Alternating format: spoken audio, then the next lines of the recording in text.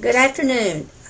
This is Elizabeth Clark, and I'm sorry that I'm having to present the first class via the technology. However, I am attending a midwinter conference in Austin, and so I wanted to make sure that you had the introduction to our class and information that you would need for us to have for our second class period. So let's start with this PowerPoint, which is an overview of the course. Just a little bit about me. What you're going to learn is that currently I'm Associate Superintendent in Birdville ISD. However, I'm unusual in that I retired from Katy ISD in 2009 as Chief Academic Officer. So I have actually over 42 years experience, most of which have been, has been at the central level as either an Assistant Superintendent, Deputy Superintendent, Chief Academic Officer, and now Associate Superintendent for Curriculum Instruction. Also, I am a curriculum auditor and have been certified through the Curriculum Management System Incorporated, which, by the way, was founded by Dr. Fenwick English, and he is author of one of our textbooks that we will be using, Designing What to Teach and Test. When we meet next time, I would like for you to have this information complete so that you can give to me. I'd like to know something about you personally, what your current position is, what district or school you work in, and what are your professional goals. Really, I'm interested in what are you really aspiring to do as you think about your career, and how is this class, I know it's a part of the master's program, but what is it that you really want to get out of this class? We'll start with looking at the vision statement for DBU. It's building a great Christian university that is pleasing to God by producing Christ-centered servant leaders who are transforming the world. Throughout the course, you will hear me talk a lot about what it means to be a servant leader and the role that servant leaders, what does it actually mean to be an intentional leader? And I think that's biblical. Christ was a very intentional leader, and he came to earth to transform the world, and so as an intentional servant leader in an educational enterprise, your role is not just to keep the status quo, but your role is to do transformative work. So what does that mean? And we'll talk a lot about that in the coming weeks. Also, the purpose of Dallas Baptist University is to provide Christ-centered quality higher education in arts, sciences, and professional studies at both the undergraduate and graduate level, and then to traditional age and adult students in order to produce servant leaders. So this is just a little bit more of their mission and their purpose. I really am going to start by saying I always try to start with a verse from the Bible, and this one is, "Be steadfast, immovable, always abounding in the work of the Lord, knowing that your labor is not in vain in the Lord."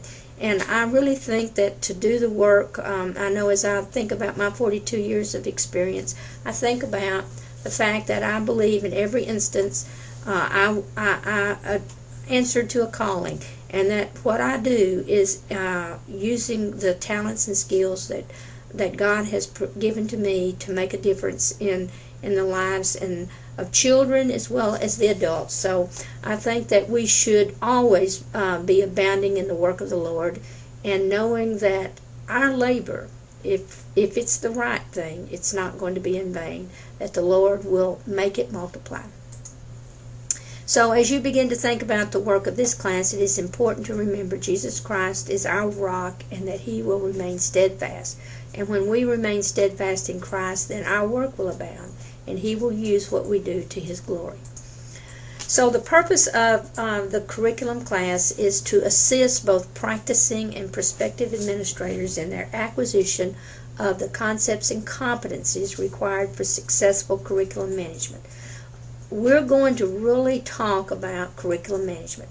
Now, this course, a lot of people have a different understanding about what curriculum is. And they really never go to the next level about managing the curriculum. So we're really going to talk, this is not to make curriculum writers.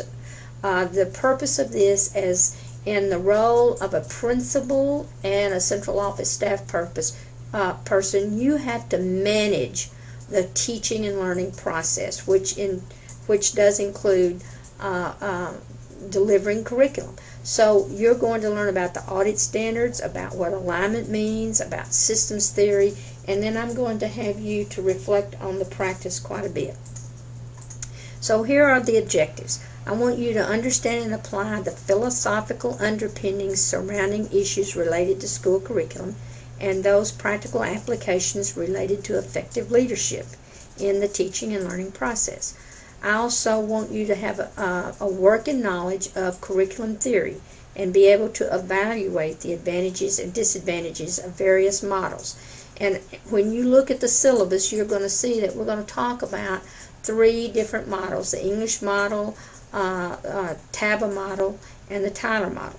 So you need to be able to differentiate between those two and look at what does it mean to be standards-based now that we're in that standards-based world, and how do we work to increase student performance. Another objective is to have a working knowledge of the governance and legal ramifications related to curricular issues that involve staff and students.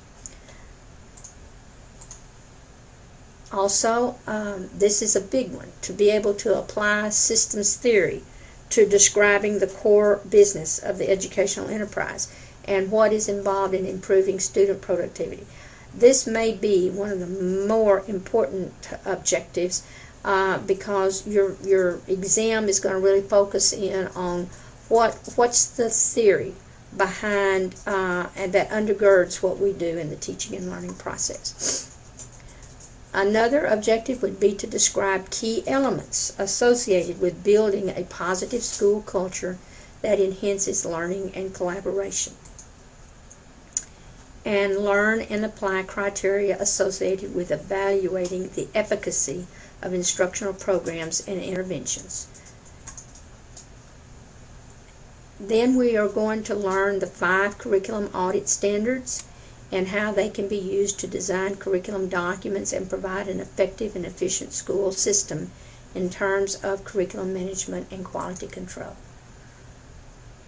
Then last, to develop the knowledge base, interpersonal skills, and technical skills necessary to build the capacity or organizations to engage learners positively, to influence colleagues collaboratively, and to instill a Christian vision faithfully.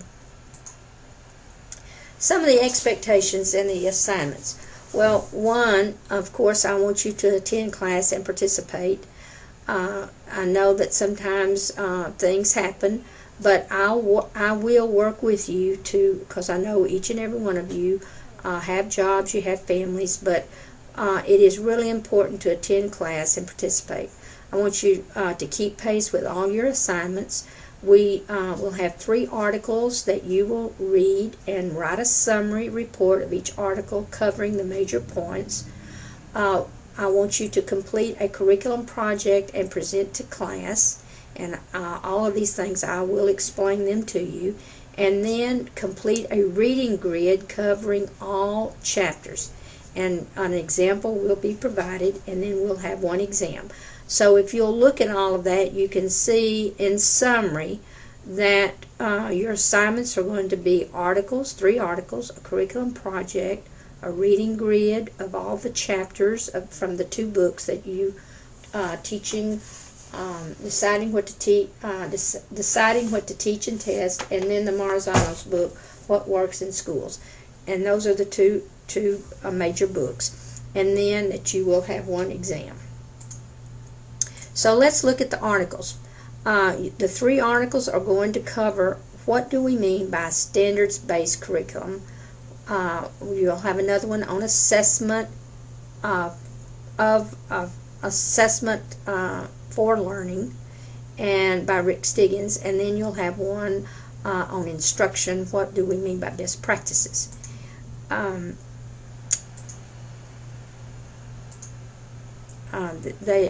possible 15 points. All of this is delineated on your syllabus that you will have.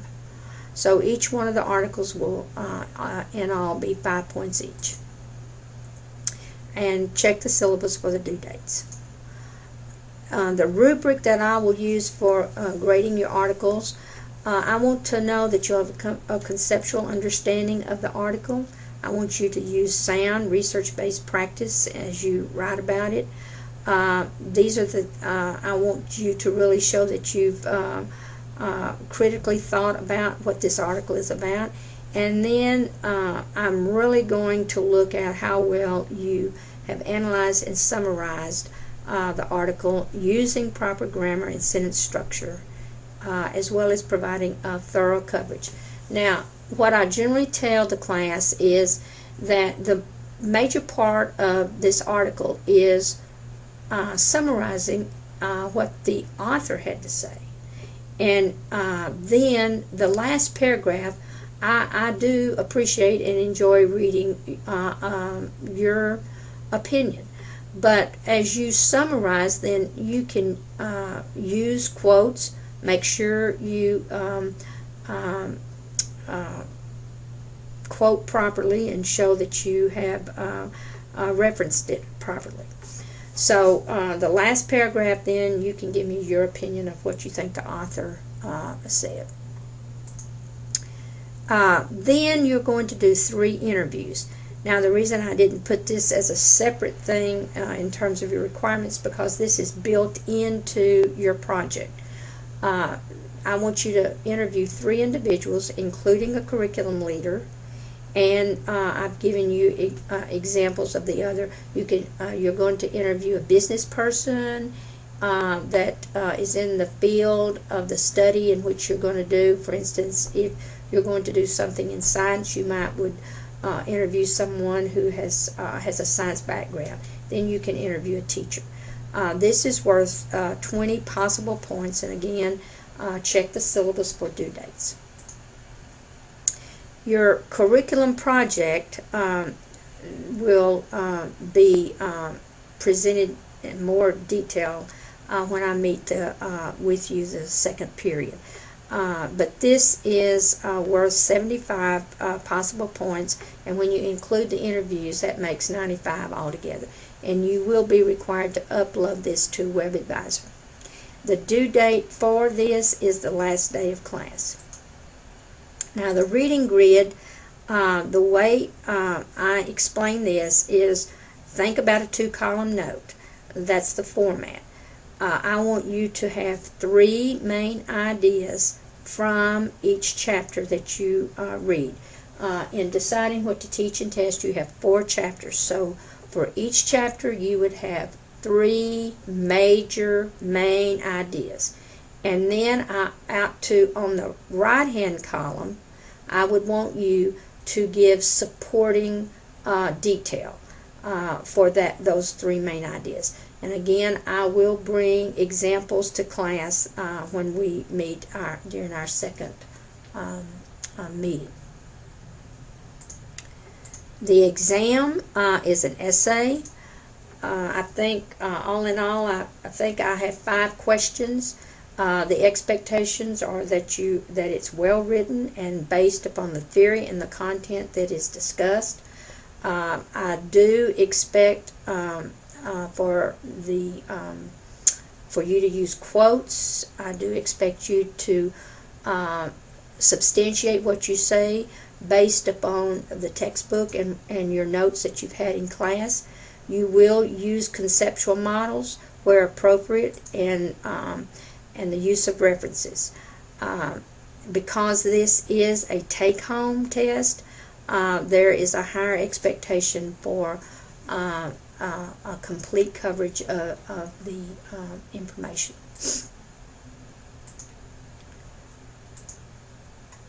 Okay, I am going to be moving to the second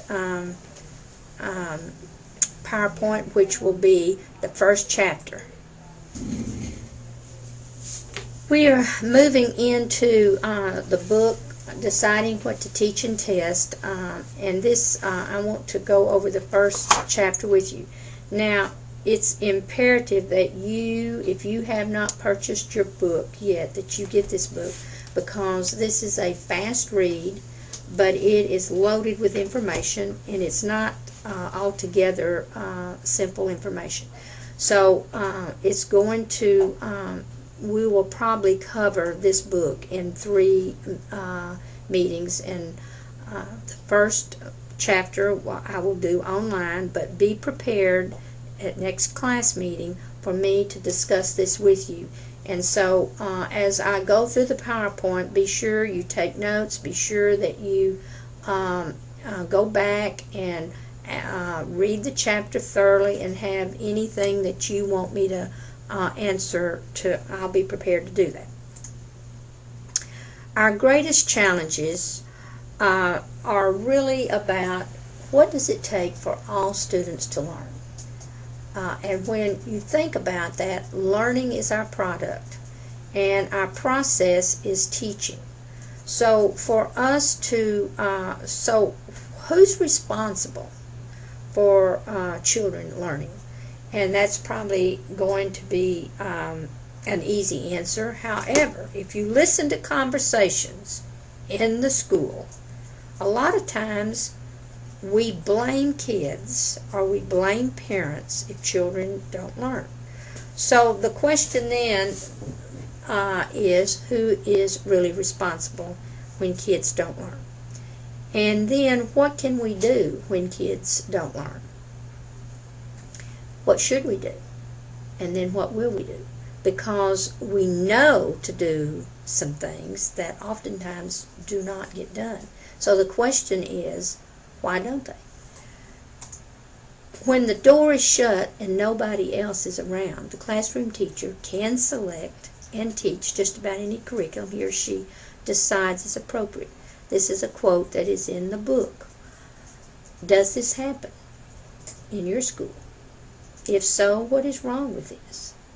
Now, if we were in class, we would discuss this. However, I do want you to think about it. I want you to write your thoughts about this, and as a leader, how should you respond?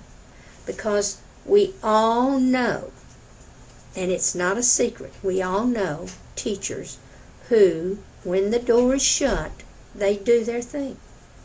So a leader has to know about that, but not only know about it, a leader has to respond appropriately. So I want you to be thinking about, if this happens, and we know it does, what is the response from the principal? What should the response be? I want us to jump now to think about what are the current assumptions about school, because this really impacts whether or not we have a strong delivery system that really can have increased learning on the part of all children. What we think about schools. Well, some think that schools are culturally neutral places that take in all children as equals. There are people who think all children are the same, and therefore can start school as equals. So positioning them at the same place is fair. Now, you might say, well, we really don't think that, but think about it in regards to when we give a test and we think that all students have a fair chance at doing well on that test. The school race is fair because all children are treated in the same way without regard to their culture, race, nationality, gender, or background. Tests are neutral and fair processes to assess the learning of all children. There are some teachers who put a great deal of store in the validity of their test, thinking that their tests are really an accurate measure of what students know. Schools, teachers, and administrators control the most important variables in learning and can therefore be held accountable for what students learn. The concept of value added can be applied. Now, if these assumptions are true, then standardization works.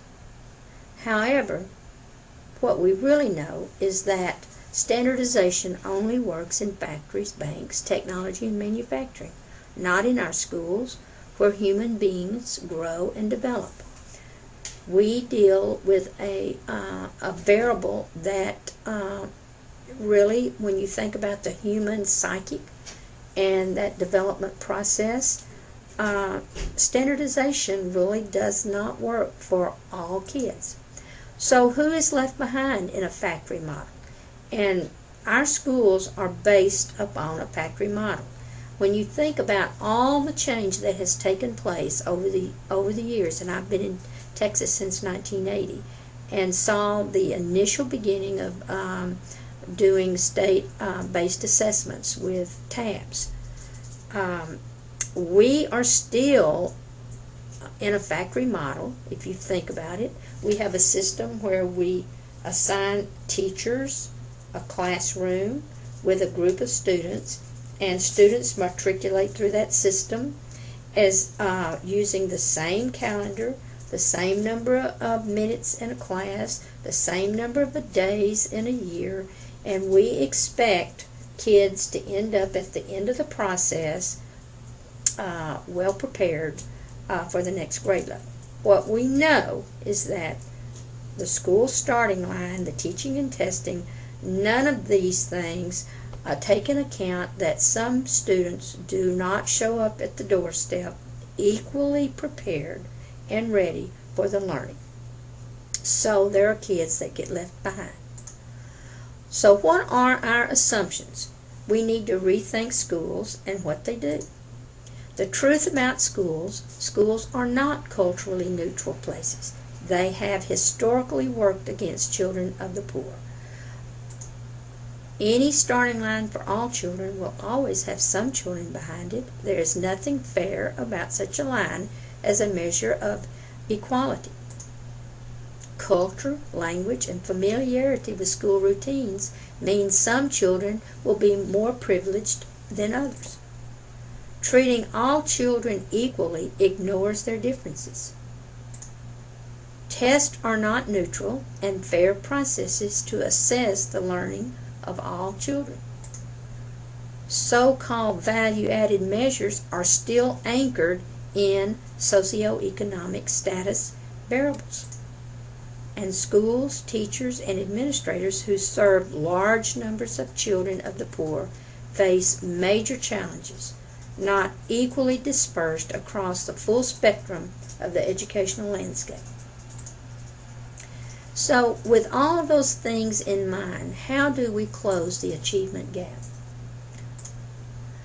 This is the model, and this is the model that comes straight from Fenwick English's years of writing and working with schools and educators. It's called the Curriculum Alignment Model, and I can say unequivocally that this is the major model that your exam will be based upon. There will be 3 others that you'll have to know, but I'm going to explain this model, and we're going to talk about this for the duration of the class, and your understanding of this is imperative to your success. So this is not, just looking at this, the model looks real simple, but it's a very complex model. As you look at this, you see 3 various points: written, tested, and taught.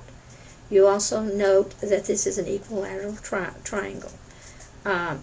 On one side, you see arrows, the written, an arrow going from the written to the tested, and it says design.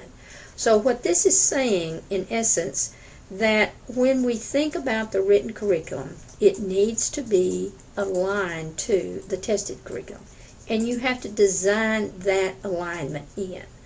It doesn't happen accidentally, it's intentional. Curriculum writers need to look at the testing scenarios, or thinking about how are we going to measure how students, whether or not students have learned the written curriculum. So you write in alignment with, or you develop the test in alignment 2. Notice that those arrows go both ways. So you can either have what we call a front-loaded curriculum, which means you write the curriculum and then you write the test. That's front-loaded. Or you have a back-loaded curriculum where you have the test first and then you back-load it to write the curriculum second. In Texas, the Texas Essential Knowledge and Skills is a front-loaded curriculum framework. They wrote the standards first, then they developed the STAR and EOCs after and based upon the TEKS. So that's the design part. 2/3 of the model has to do with delivery. So if you'll look at the bottom left, you see the taught curriculum. And this means that teachers are responsible for designing aligned lessons that take into consideration what the standards are through the written curriculum, as well as what's the scenario, the testing scenario that students have to perform in order to demonstrate mastery of the written curriculum. So the teachers have to constantly think about and check and hone in and become more precise and accurate around their teaching. If they are teaching content that's not taking into consideration the test, then they are not teaching in an aligned way. So that quality control, that QC in the middle, simply means that we take steps to reduce the random variation that exists in a system that prevents us from optimal results. So let me say it in another way.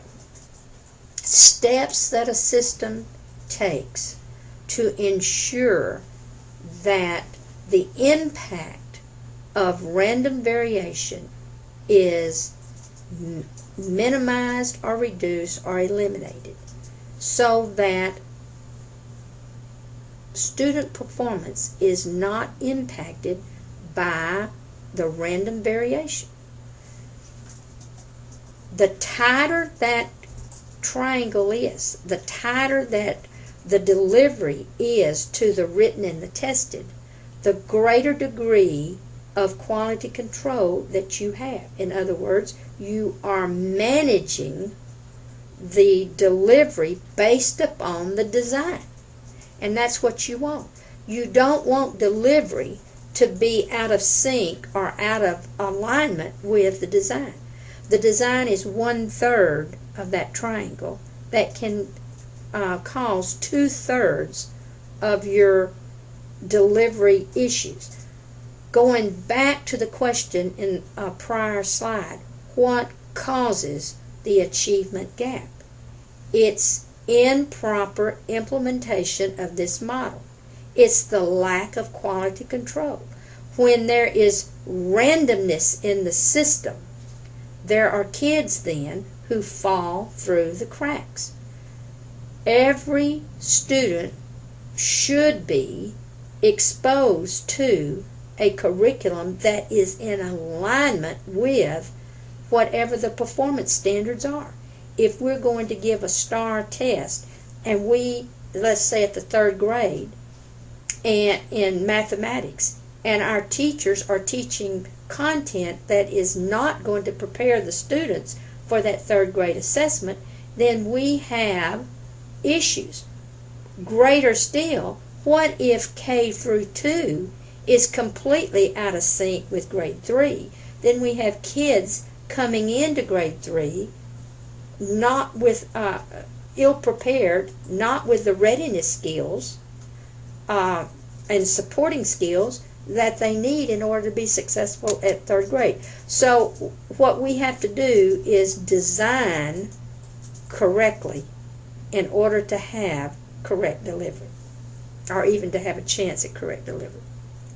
We're going to talk more and more about this model, but this is fundamentally the essence of what this course is about. How do we have curriculum alignment? how do we build in and have a strong teaching and learning delivery system. And so it starts with alignment and it ends with alignment. And it's not by any accident that the written curriculum is at the top of this triangle, because you've got to start with what it is that we want boys and girls to know and be able to do.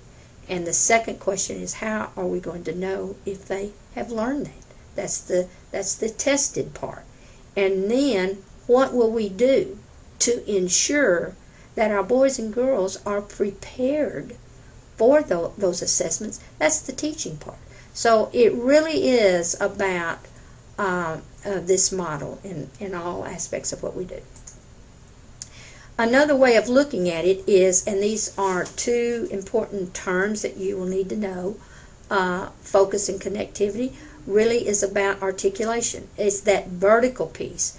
And without a strong vertical alignment, then you have a weak system. It can't just be about a coordination, which is that horizontal or lateral.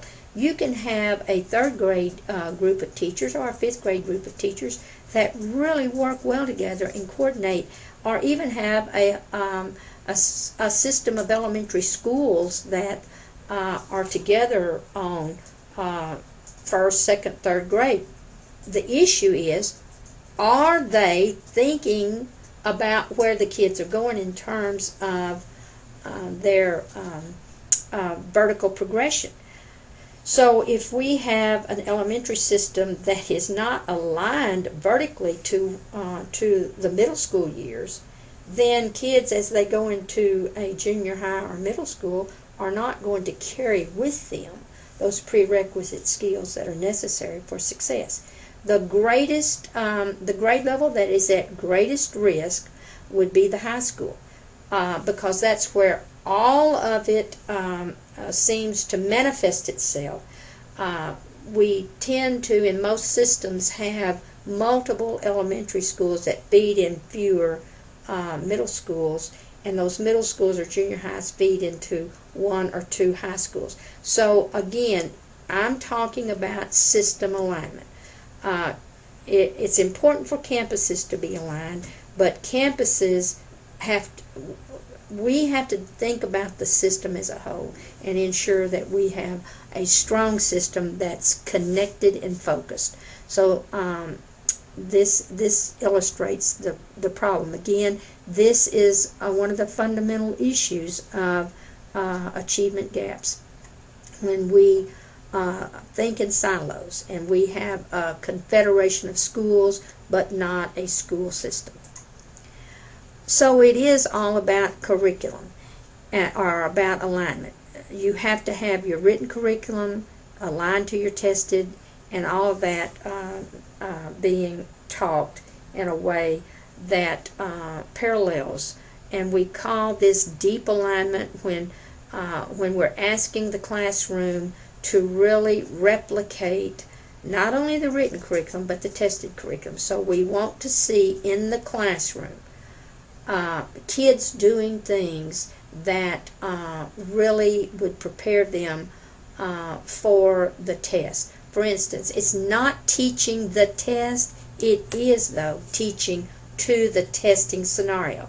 And that's why it's important to look at the verb and to look at the task that kids are doing and to really unpack those standards. And if we have a standard that says we want kids to be able to classify or we want kids to be able to analyze, then the activities and the tasks that students are doing must be at that level of cognitive rigor. And again, we'll illustrate this more as we carry on throughout the course. So what is curriculum? A lot of people give a variety of answers, but Fenwick describes it and defines it in his first chapter as any document or plan that exists in a school or a school system that defines the work of teachers, at least to the extent of identifying the content to be taught and the methods to be used in the process. Its purpose is to focus and connect the work of classroom teachers. And it also can be a program of studies or a sequence of courses, and it can also include a set of performance objectives with supporting materials. I'm going to, in subsequent classes, you will, when we get to the part about learning the audit standards, I will give you the criteria that we use as auditors to actually grade a curriculum document. And you'll see that it's very, very difficult to have what Fenwick calls an adequate curriculum. And he, on his rubric, it has 15 possible points, and for you to have adequacy, you must score 12 out of 15. And I can assure you that most people's, our district's curriculum documents fall short of that criteria. Curriculum design and delivery. Design refers to the act of creating the documents, and delivery refers to the act of implementing and supervising, monitoring, or using feedback to improve the curriculum once it has been created. As you can see, it's cyclical. Delivery will be no better than design. And so if you have a weak design, you're definitely going to have a weak delivery. Once you get the design where you need it to be, then a district can really focus on improving delivery, which entails professional learning that's needed for teachers to really know how. And it's at this point that I like to emphasize that all professional development really should focus in on what do teachers need to know and be able to do in order to deliver the curriculum in engaging ways and in ways that will actually help prepare students for the rigor and the context of what that content is really about. Curriculum coordination refers to the extent of the focus and connectivity present laterally within a school. So we talk about what is the coordination among first grade teachers. That's a lateral. Across the system, do we have first grade teachers across the system coordinating around the curriculum? The vertical refers to the focus and connectivity in a school or school system. So as we think about, this is the backbone. Do we, a lot of times you really, I'm going to give you an example in mathematics. A lot of times people align vertically by starting with 9th grade algebra, or with the algebra course, and backing down so that you have a connection from K through 8, preparing kids for that gatekeeping course in algebra. We want kids in a K-8 system to be thoroughly prepared and equipped to enter into an Algebra 1 course and have the prerequisites necessary to be successful. So that's how important that vertical connectivity is. And it's really important to have vertical teams present and operating in a system so that you have that vertical conversation about content.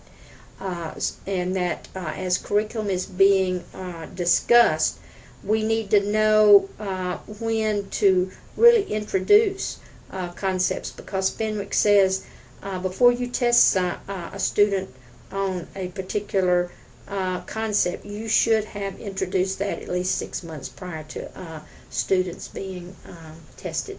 So that really causes us to think about when's the appropriate time. And that's important why supporting indicators are that teachers need to take heed and make sure that they're not only teaching the readiness standards, but they're also teaching those supporting indicators as well. Design and delivery issues. Some of the issues is that in coordination you have to define the work plan, it has to have the required levels of focus and connectivity desired to optimize student performance laterally. The articulation is to optimize student performance vertically as students matriculate through the system. The delivery issue has to do with monitoring the program to ensure design integrity. Are people actually delivering the curriculum as it is designed? And then you have to look vertically to see that that connection is there as well. Different perspectives in curriculum. I do expect you to know this because I'm going to ask you on your exam, what is curriculum? And then I want you to be able to talk about, the importance of being vertically aligned and horizontally aligned, the connectivity and the focus, but then to understand that there are different types of curriculum. And Benwick goes into great detail in his first chapter about the formal curriculum, the informal curriculum, and the hidden curriculum. So I would suggest that you read those pages. Now, in the model, he's talked about the written, taught, and tested. So the tested curriculum, it does not include everything necessarily that's written, because that you can't test all that is in the written curriculum. And so what we're wanting is to make sure that our taught curriculum, that which the teacher actually delivers, is as aligned as possible to that tested and written. And again, teachers, that's the reason why collaboration is such a powerful force, because if you have individual teachers making decisions about what to emphasize, what not to emphasize, what level of depth, what's the depth and complexity, if every individual teacher is making that decision instead of a professional learning community making it collaboratively, then you have more and more variation. And I hope you're beginning to see the importance of trying to manage the variation that can occur within a system when you have people operating in silos and independently instead of interdependently and working collaboratively. So the written, if you'll put it on a matrix, you can begin to see the formal written really consists of curriculum, guides, and textbooks. The informal would be teaching plans, and the hidden are the live rules that exist in class. For instance, again, if you have individual teachers making these kinds of decisions, then you'll have some things occurring that are not necessarily in alignment. Some kids will experience more rigorous kinds of rules in the classroom, such as let me give you an example. How teachers grade, what they grade on. That's a hidden, that's not an informal type of curriculum. That's really a hidden. So those are those rules that teachers have. Again, the more a PLC can decide on what those rules are, i.e. through rubrics, and we use those consistently, then you have kids experiencing the same kinds of things, better preparing them for the next grade level. The taught curriculum then under formal would be instruction. The informal would be the personality variables of the teacher. We can't replicate that. And then the hidden would be the authority role of the teacher. And then the tested, the formal would be standardized test, teacher test. Informal would be the test behavior, and then the hidden would be the cultural norms or the socioeconomic status. I would encourage you, as you read the first chapter, make sure you understand this matrix and what those things mean and how you would explain that on your exam. Requirements of an effective curriculum. First, curriculum must provide for consistency or coordination. That's that horizontal piece. Next, it must provide for continuity or articulation. That's the vertical piece. it must also provide for flexibility and be dynamic. And you don't want a static curriculum. You want feedback yearly from teachers, so that the more feedback you get, the more clarity you can have, and that way you know that teachers are really using it, so it is a dynamic document. There are 7 problems inherent to curriculum, and this starts on page, page 20 of your book. And I want you to really read these, and we'll discuss them in detail when we meet again. But here are the problems. Curriculum clutter. Basically, there's more to teach than can be taught, and we all know that. Teachers say this constantly. In fact, Marzano has done a study of the standards, and basically has said it would take 22 years to teach, 21 or 22 years to teach all of the standards to mastery.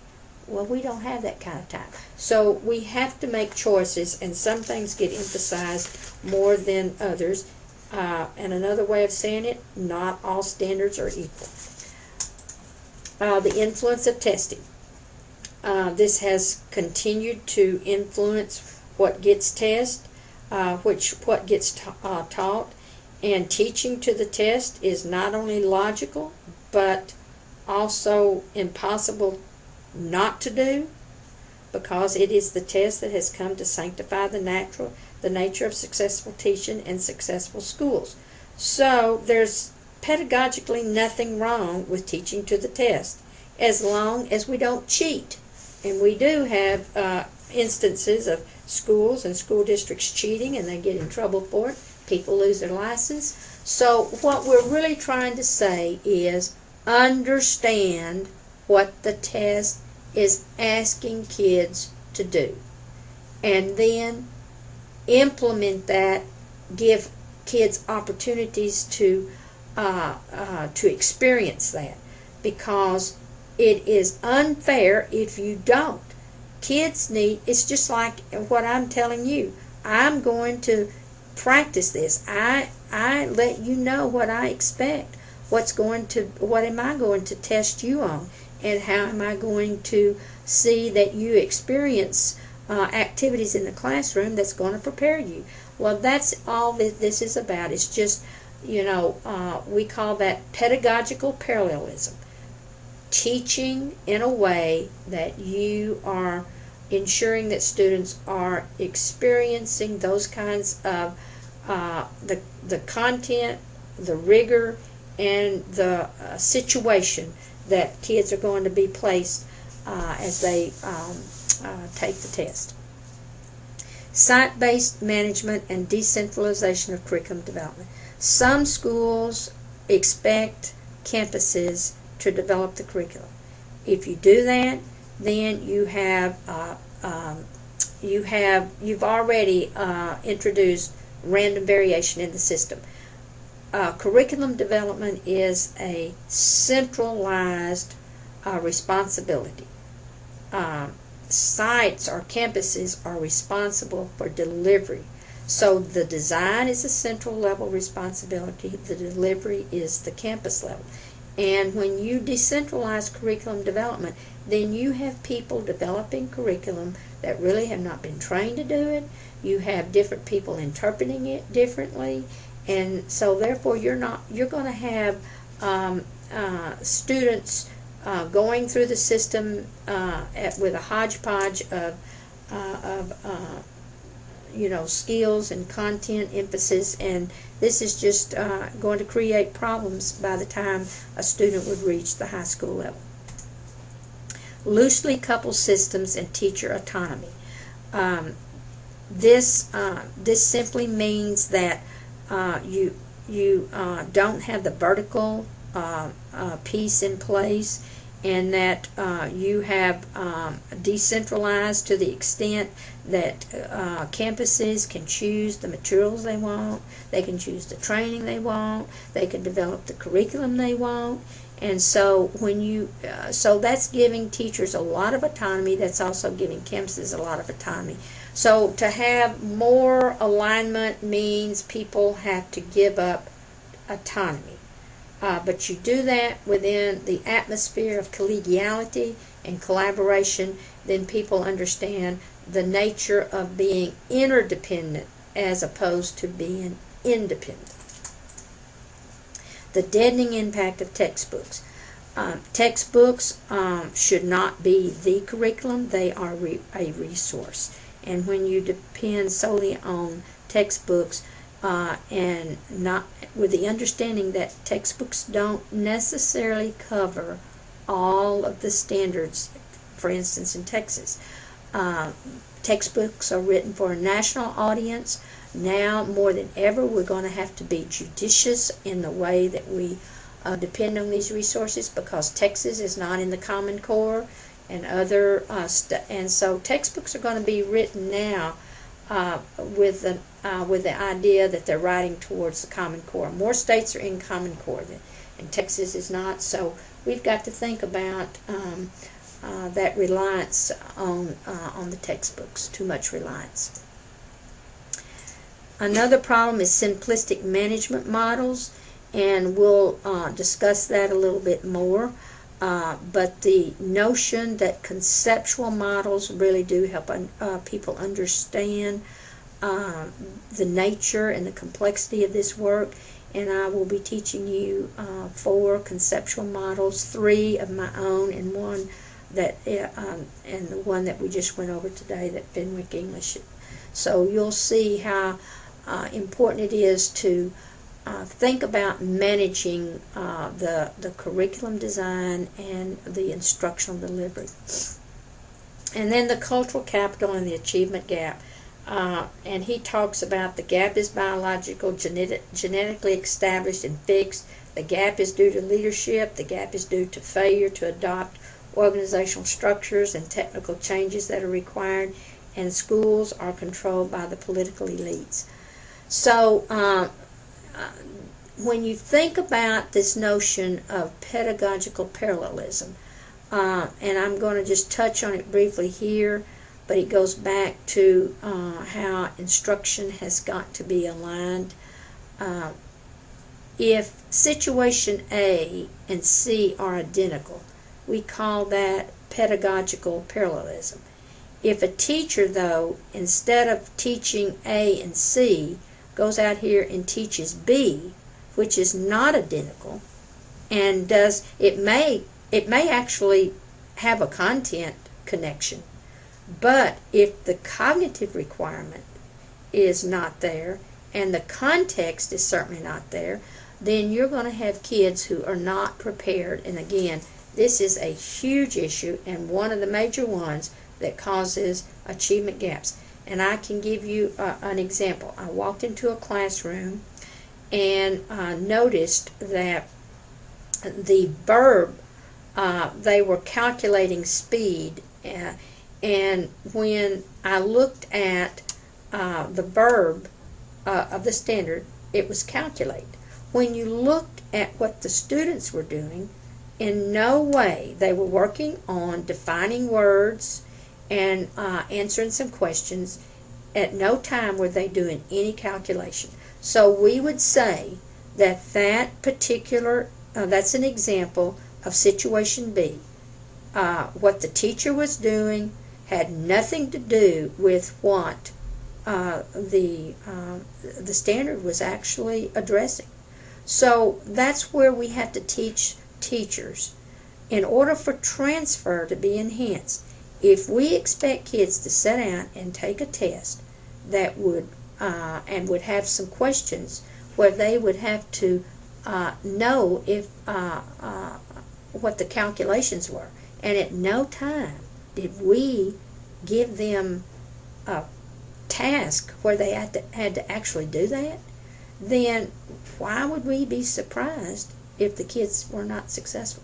So this is what we've got to stop doing, and we've got to really work on designing situations that are identical and parallel to what that standard really is asking students to do. So this is what we call content, context, and cognitive alignment. You can't have the test and the teaching completely unaligned. You can't have surface alignment where the topic or the content might match, but the sequence might match. So you have a little bit of coverage or a little bit of alignment. We've got to have deep alignment. We've got to have teaching is much more than just the test question. You've got to do the vocabulary, you've got to teach the process, you've got to teach the concepts, you've got to teach the application, you've got to have format alignment, you've got to have student practice. In other words, the test must be nested in that whole teaching learning environment. It can't be all, the test can't just be all of it. That's what we did during the tax days or the